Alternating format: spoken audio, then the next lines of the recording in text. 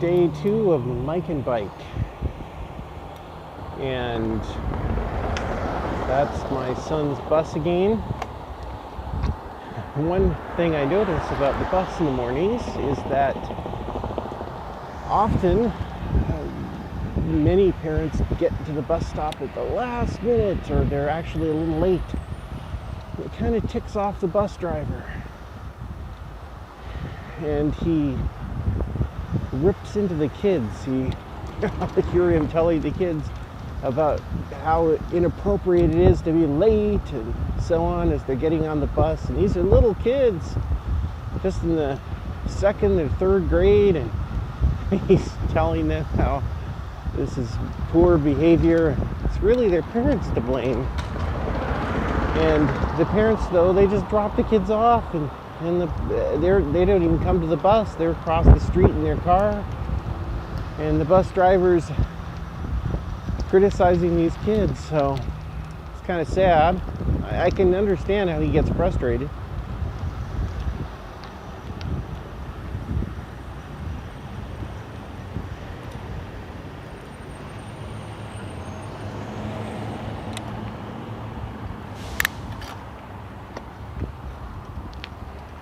So I understand how the bus driver can get frustrated, but it doesn't help him to complain to these kids. Seems to be a Scotsman, if I can judge from his accent. We get all types out here in the Northwest. Scotland's a nice place. My wife and I went there on our honeymoon. Very nice. Had a wonderful time.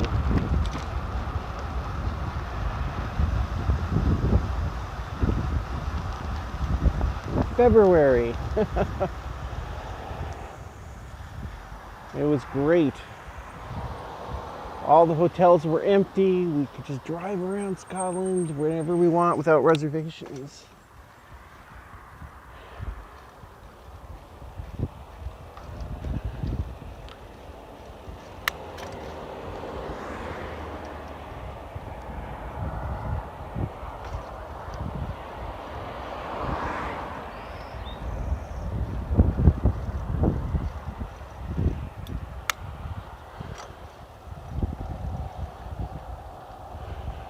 All the teens on their cell phones, not looking at each other, just on their phones.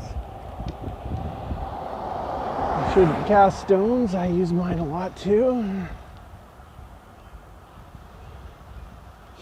So I'm listening to yet another episode of This American Life. This is a Valentine's Day episode, I think, from years past. I think the theme was impossible love, which kind of suits me. I have a saying about some of the best stories that I love, which are that it isn't love if it's requited, and it can't be romance if it isn't tragic. Which drives my wife up the wall to hear me say that. She thinks it's so sad and depressing that I have this dictum. But I do explain that it's not that I like to experience tragic love and sorrow, but I do think that a lot of the best stories have those. They just get to your emotion. You're reading a lot of the best novels, often have tragedy in them. A lot of the best movies. I still say The English Patient is one of my favorite movies of all time.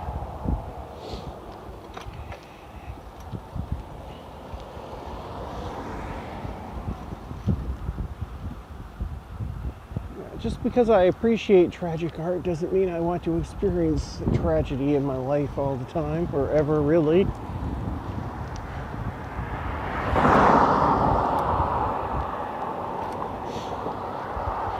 The first segment on this show was about a woman in Texas who would be a nurse at a prison who fell in love with one of the inmates. and how she was forced to resign from her job, and then all of the pettiness that the prison system had towards her and her husband, her new love. And then I was doing, as I often do, I did a little reading on the internet after I listened to that, and looked up this lady. Anne, I believe was her name. And it turned out that there's controversy in Texas about the whole idea of marriage by proxy. Anne had married her fiance Charles, this inmate, by proxy, since marriages are not allowed in Texas prisons apparently, or weddings.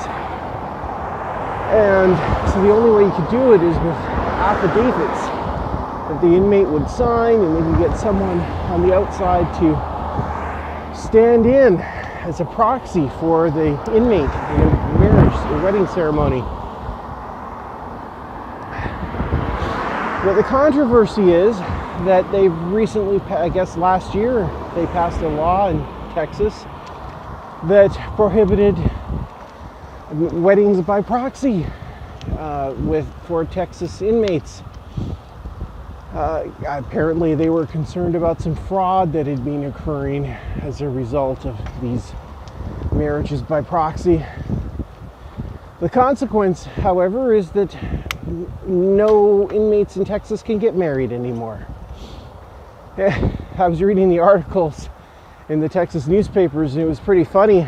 The legislators who passed the law said, well, we had no intention of stopping marriage for inmates, but since they can't get married, since the correction system won't allow them to get married in prison or have weddings in person in prison, and now that the legislators stopped the ability to do proxy weddings, you can't get married.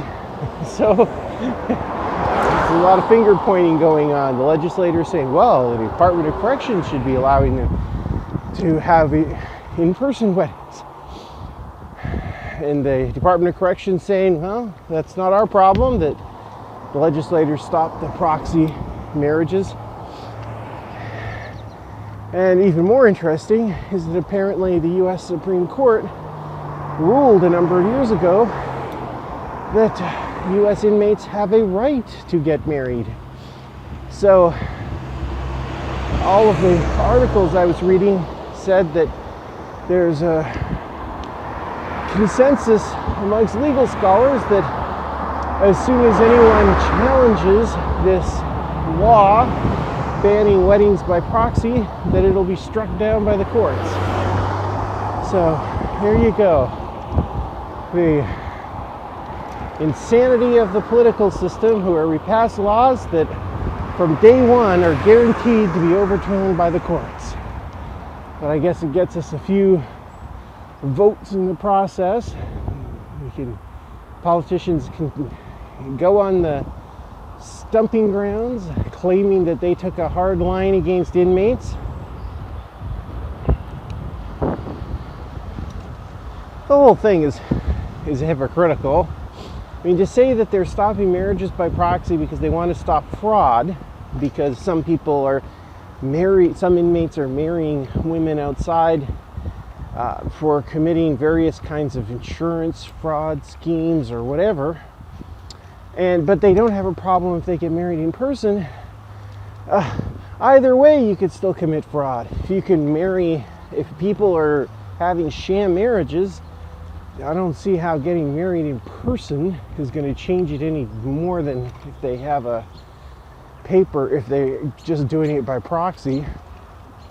Although I think there was one example given of someone who got married by proxy and didn't even know it. Although I think those cases are pretty rare. Most of the examples they gave were like women marrying death row inmates so that they could get, who were going to be executed soon, so that they could get insurance. Wow, that wouldn't change at all if they were getting, if in-person weddings were allowed.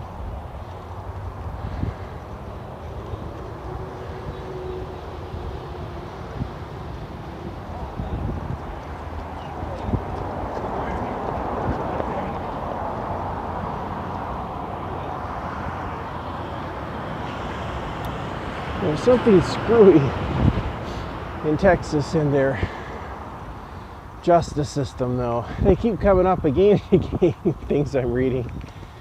I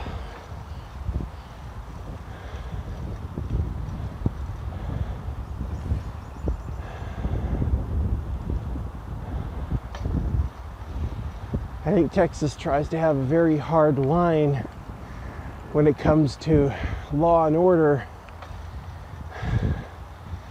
but it's often ill thought out in some of the consequences of their laws and their policies.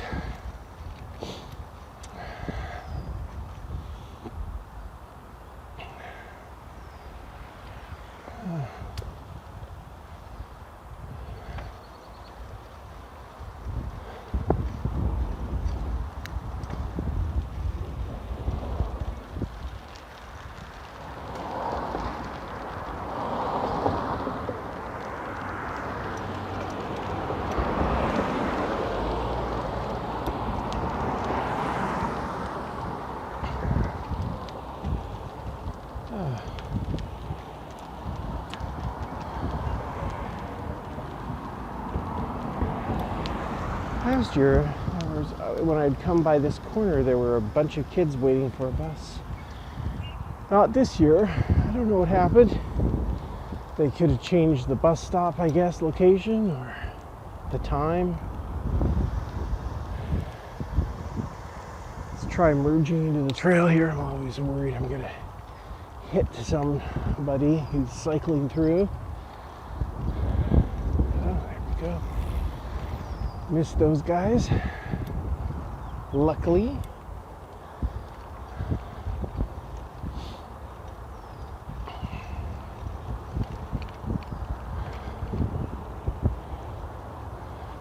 So now they're talking about a Cuban woman and a Dutchman who fell in love on the show. But I don't really get the point of why that's forbidden love.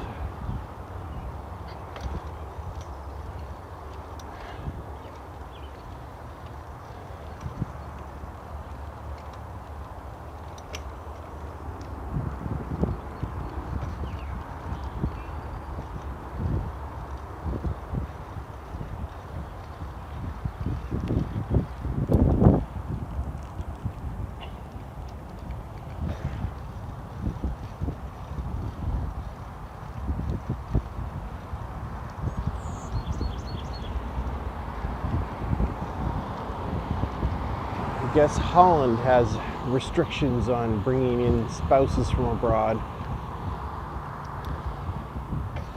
That must be the forbidden aspect.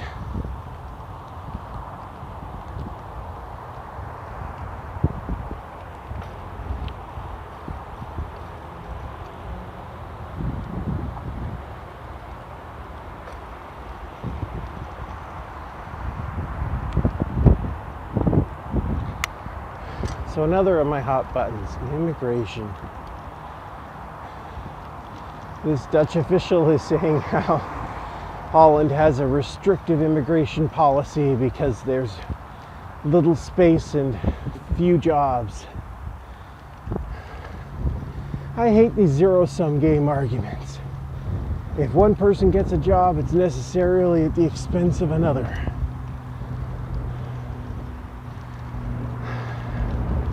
As an immigrant myself, I like to think that I actually contribute to the country. I'm not just a burden taking away somebody else's job. I firmly believe that.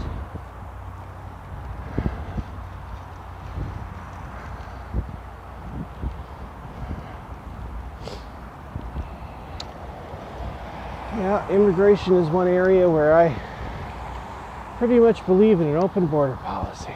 Let them come.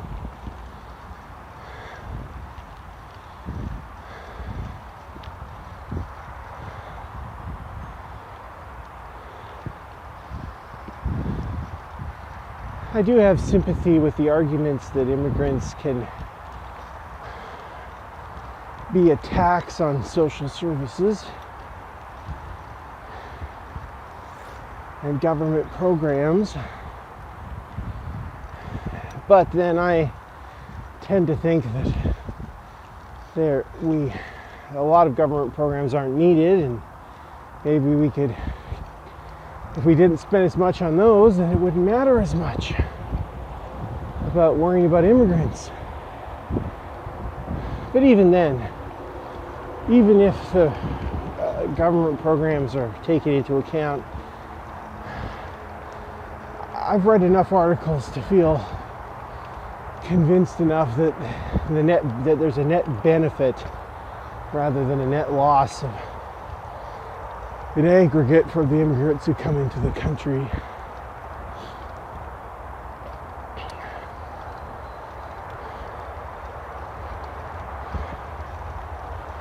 In fact, making immigration illegal doesn't stop it anyway. Just pushes it under the covers, and then you have these populations of illegals who really become a problem because they're outside of the system. They won't go to the authorities if there's problems. They can be preyed on by criminals.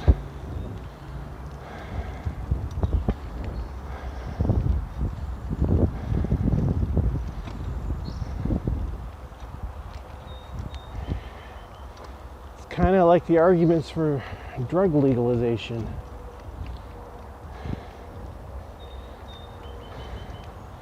You don't stop it by making it illegal. You just push it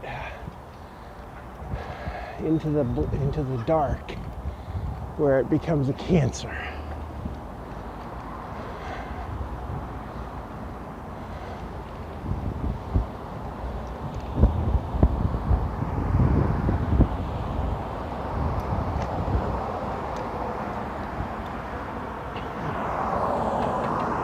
Definitely a little colder today than it was yesterday. My fingers are feeling a little numb.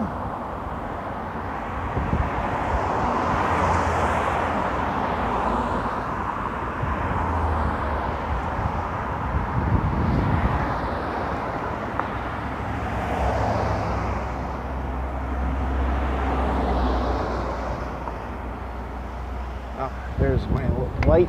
Should keep going.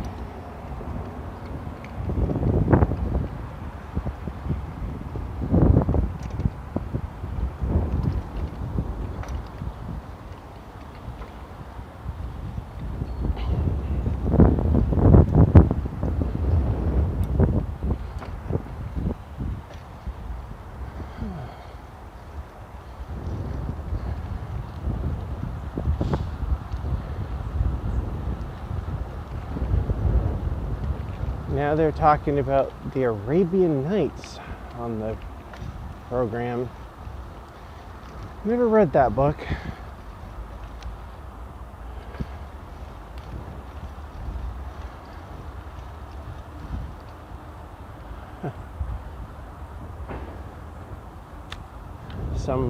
A truck from a brewery is backed up to the Safeway there, I can see, unloading its wares.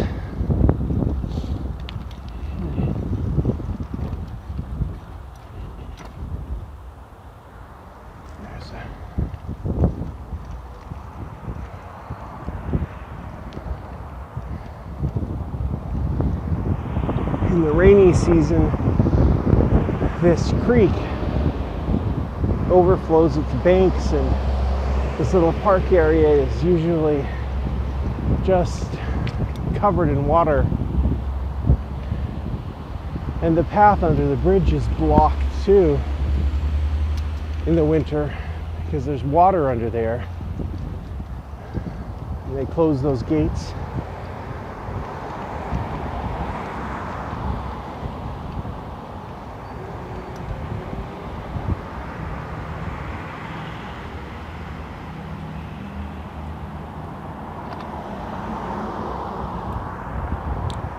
Oh, how kind. That car slowed down for me.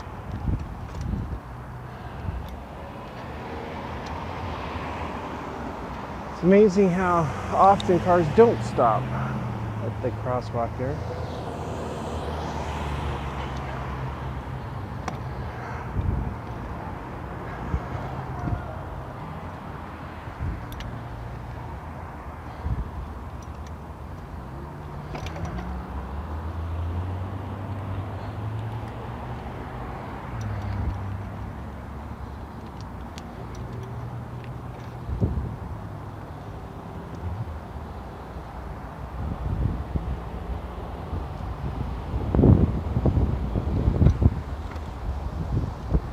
And we've arrived at our destination, the Greater Huru offices again.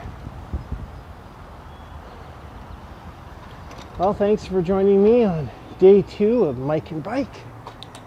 I'll see you all again tomorrow.